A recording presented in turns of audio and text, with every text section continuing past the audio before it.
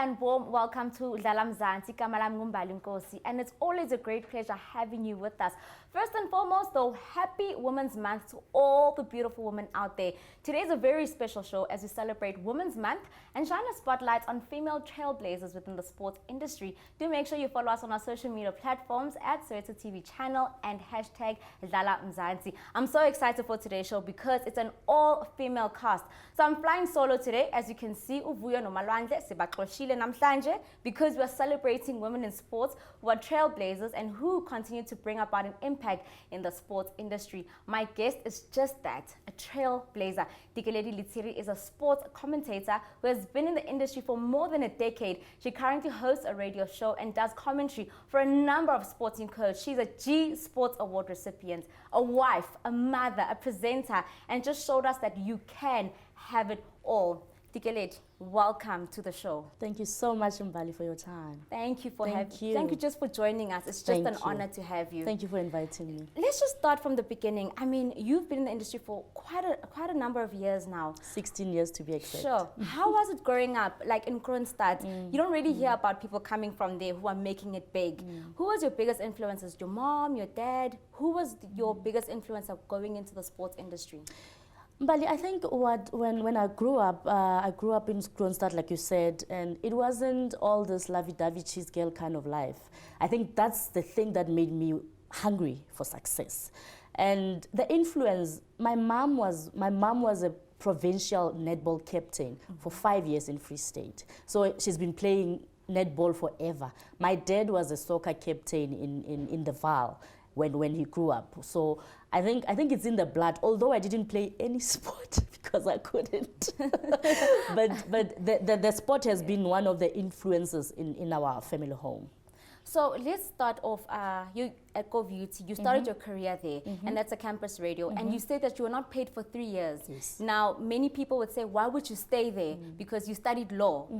I mean, what prompted you to stay there? Like, how influential was VUT in establishing your career as a female sports broadcaster? You know, I think from when I was doing grade 7, 8, that's when I realized that I love sport. I tried athletics, I would come last. I tried netball, I would not crack it. And from primary, I think amazingly what made me love sport more was from primary to high school, because my teachers were aware that I can't excel in any sport. I was made the team doctor, team manager, so that when teams goes, I go because of the passion. I think that's where I realized that I love sport, not just soccer, not just netball, but I love sport. And when I realized that after studying, I was still struggling to get a job or to start practicing. I was just a listener at VUT FM. I would call in, comment during their sports show. And one Saturday, the show host or presenter invited me to be the guest. I think it was the same month of August as a woman. And just 10 minutes in the show, 20 minutes in the show, the station manager came in and said, "We want you. You need to come and sign a contract. Wow. You're starting on Monday." Wow. And ever since, I never looked back. Wow. So obviously you had to look up to someone, because everybody has that female sportscaster that they look up to, that they aspire to be like. Who was yours at such an early age? I don't want to lie. I never had anybody that I can pinpoint. But while growing up, you know, there are those brothers, your cousins, the brothers from the same street who would take their bags, go to the gym. Saturday, there's a game somewhere in the dusty grounds. That's where I would go, and I looked up to those guys, or I loved what they're doing. Probably I didn't even understand what looking up to mean, but I would follow them. But most of all, my grandmother. My grandmother would wake up at 3 a.m., would watch the boxing. 5 p.m. would watch rugby. She would make sure that 5 p.m. Sunday afternoon, I'm at home watching TV with her. So sports has been in your family, because it's your mom, it's your dad, it's your grandmother as well. And my uncle. Have you gone back to VUT to give back? Because that's where you started, but you were there like so many years ago. Are the people still there, or have they moved on? Or do you still go back to just also try and, you know, inspire other up-and-coming female sports anchors?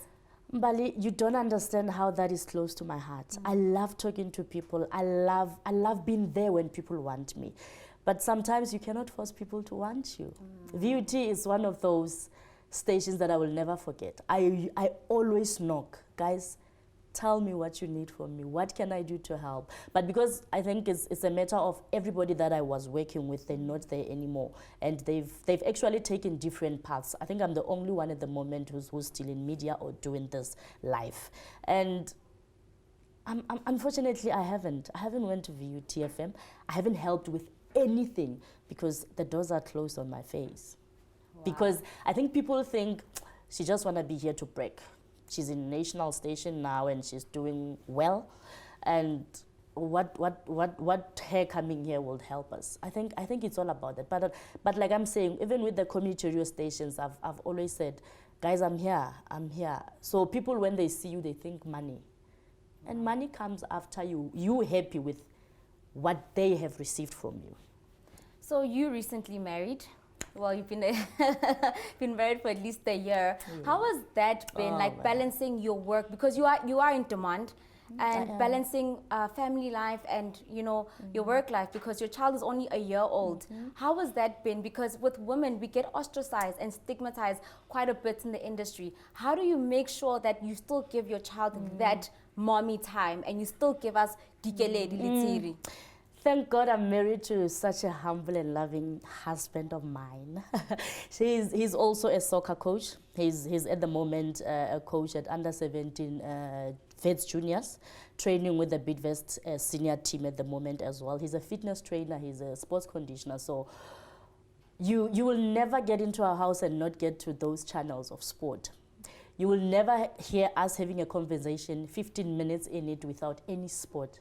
So even our child, both our children, we have 2 daughters, both our children are so into fitness.